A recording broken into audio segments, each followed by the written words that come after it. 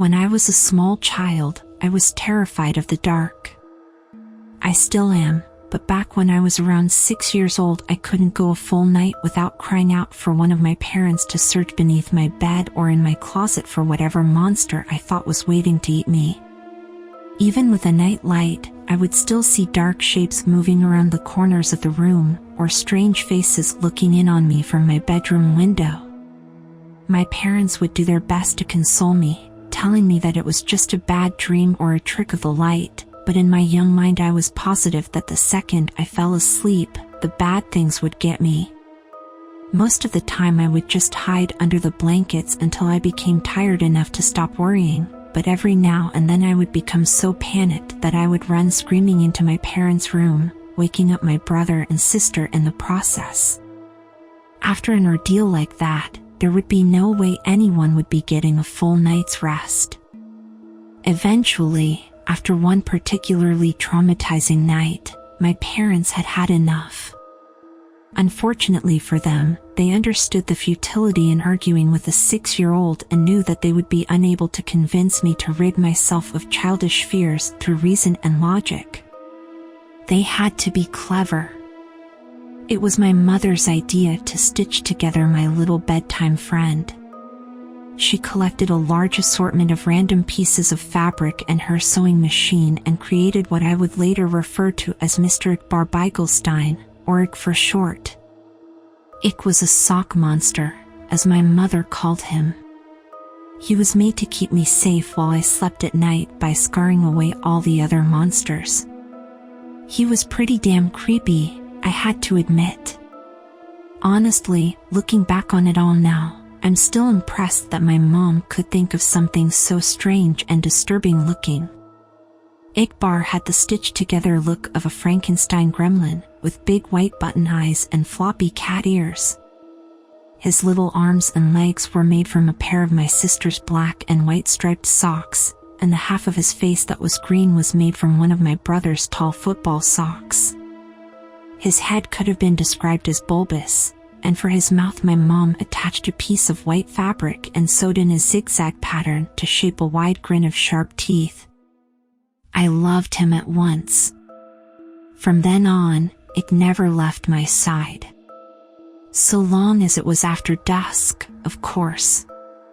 It didn't like the sun, and would get upset if I tried to bring him to school with me.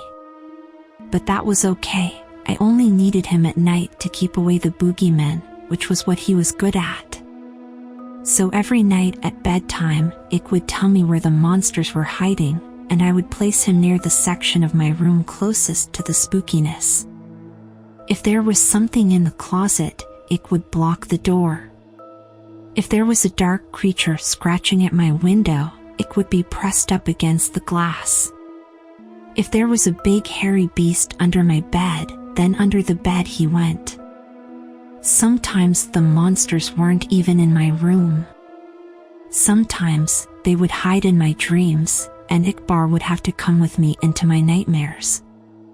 It was fun bringing Ick into my dream world, as he and I would spend hours fighting off ghouls and demons.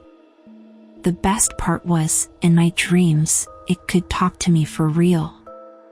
"How much do you love me?" he would ask. More than anything, I would always tell him. One night in a dream, after I had lost my first tooth, Ick asked me for a favor. "Can I have your tooth?" I asked him why. "To help me kill the bad things," he said. The next morning at breakfast, my mom asked me where my tooth went.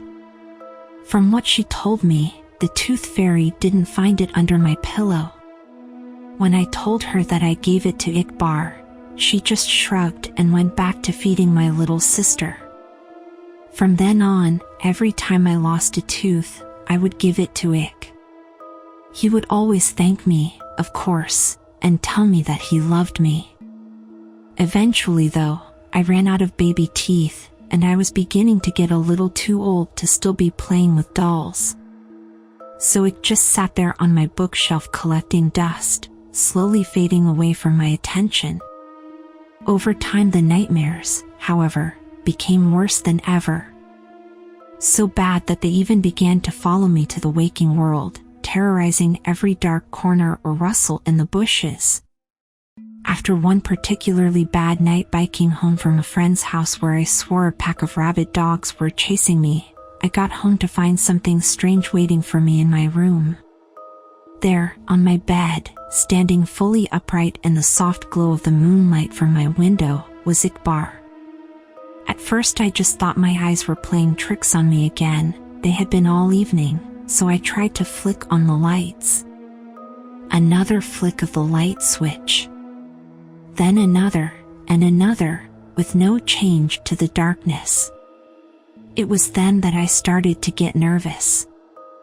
I backed away slowly towards the door behind me, my eyes never leaving the shape of its silhouette, my hand awkwardly outstretched behind reaching for the doorknob. I was just about to get my ass out of there when I heard the door slam itself shut, locking me into blackness.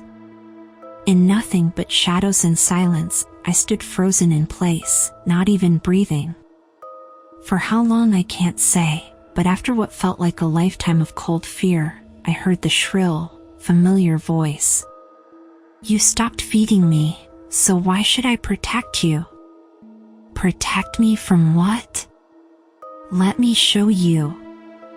I blinked once, and everything changed. I wasn't in my bedroom anymore, I was somewhere else. It wasn't hell, but the comparison wasn't far off. It was some sort of forest, a horrible, nightmarish place where partial embryonic abortions hung from the canopy, and the ground swarmed with carnivorous insects. A thick fog wafted through the air, and with it the stench of rotting meat, while chartreuse lightning flashed across the night sky. In the distance, I could hear the agonizing screams of something not quite human. My head throbbed like it was about to explode, the pain forcing out a river of tears. In my mind, I heard his voice again. "This is what your reality would become without me." I felt earth-shaking footsteps approaching fast. I'm the only one who can stop it. It was behind me now, huge and angry, hot breath across my back. "Bring me what I need, and I will." I woke up before I could turn around. The following day I raided my parents' closet for my brother's baby teeth, giving them all to Ickbarr. Almost immediately the night terror ceased, and I was more or less able to go on about my life as normal. From time to time, I would have to sneak into my little sister's room and snatch what was meant for the tooth fairy, or strangle one of the neighborhood cats and pry out its sharp little incisors. Anything to ward off the visions, anything from a shark tooth necklace to a cavity ridden by cuspid. I also began to notice that it would move about my room whenever I left for any length of time, rearranging my stuff and hanging additional curtains. He was even beginning to look more lifelike, somehow. In the right light his teeth would glisten, and he was warm to the touch. As much as he creeped me out, I couldn't work up the courage to just destroy him, knowing perfectly well where that would leave me. So I went on collecting teeth for it throughout all of high school and college. The older I got, the more things I would learn to fear, the more teeth it would need to keep me safe. I'm 22 years old now, with a decent job, my own apartment, and a set of dentures. It's been almost a month since Ick's last meal, and the horrors are starting to crowd around me once more. I took a detour through a parking garage after work tonight.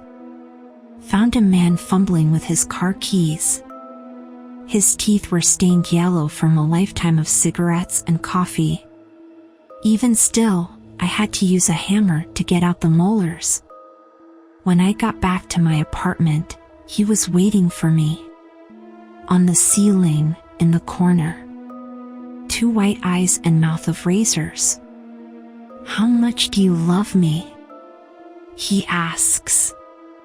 "More than anything," I reply, taking off my coat.